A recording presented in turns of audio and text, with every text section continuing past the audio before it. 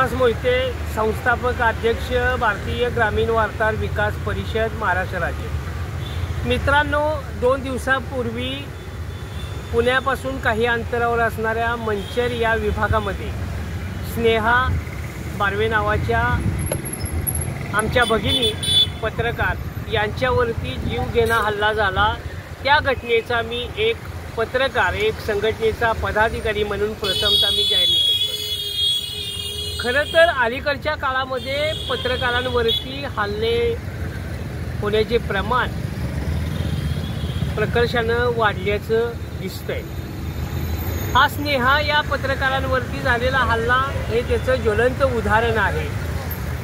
खरं तर काही ग्रामीण भागामध्ये अतिक्रमण करण्याची प्रथा वाढली आणि प्रशासन त्याकडे दुर्लक्ष करते आणि त्यावेळेला अशा अन्यायग्रस्त लोकांच्या बाजूनं आणि त्यांच्या न्यायासाठी ज्या भूमिका पत्रकार घेऊन निर्भीडपणे आपली भूमिका मांडण्याचा प्रयत्न करतात, त्यावेळी मात्र अशा पद्धतीनं पत्रकारांवरती हल्ले करून प्रशासन आणि काही स्थानिक पदाधिकारी किंवा स्थानिक अतिक्रमण करणारे गावगुंड हे त्यांच्यावरती हल्ला करून आम्ही कुणालाही घाबरत नाही, आम्ही कुठल्या कायद्याला घाबरत नाही असं दाखवण्याचा प्रयत्न करतात।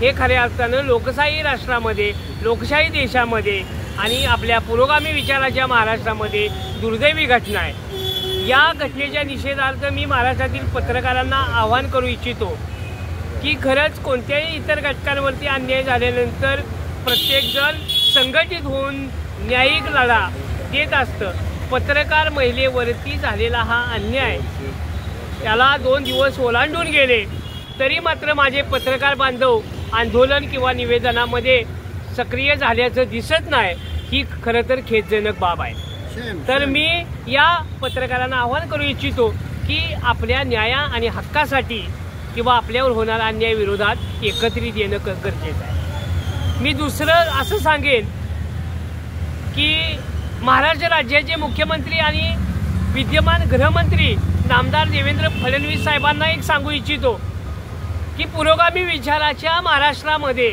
आणि तुम्ही सांगताय की गतिमान प्रशासन, सर्वधर्म समभावाची विचारधारा, आम्ही न्यायिक बाजू राज्य शासनाच्या वतीनं सर्वसामान्य कुटुंबांना आधार देण्याचं काम करतोय, हे कदापि म्हणजे थोतांड असल्यासारखं दिसतंय। कारण जर समाजाचा महत्त्वाचा घटक पत्रकारच जर सुरक्षित नसेल तर सर्वसामान्य समाज काय असेल असं माझं वैयक्तिक मत आहे।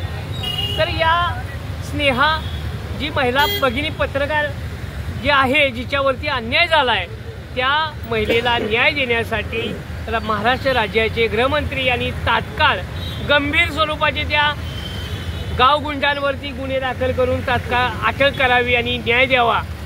त्याचबरोबर महाराष्ट्र राज्यातील मी सर्व पत्रकार बांधवांना, आज पत्रकार बांधवांमध्ये श्रेणी ठरवण्याचं काम होतंय, कोणत्या दैनिकाचा, कोणत्या चॅनलचा, स्थानिक शहरातल्या चॅनलचा, प्रादेशिक चॅनलचा, लोकल दैनिक, महाराष्ट्राचं दैनिक, राज्य स्टेट आंतरराष्ट्रीय दैनिक किंवा देश पातळीवरचं दैनिक, ह्या भूमिका बाजूला ठेवून पत्रकार ही एक स्वतंत्र जात आहे, या भूमिकेतनं सर्व पत्रकारांनी एकत्र येऊन अन्यायाच्या विरोधात लढलं पाहिजे आणि यापुढं असे अन्याय होणार नाहीत यासाठी संघटित राहणं गरजेचं आहे, असं मी पत्रकारांना एक आव्हान करू इच्छितो।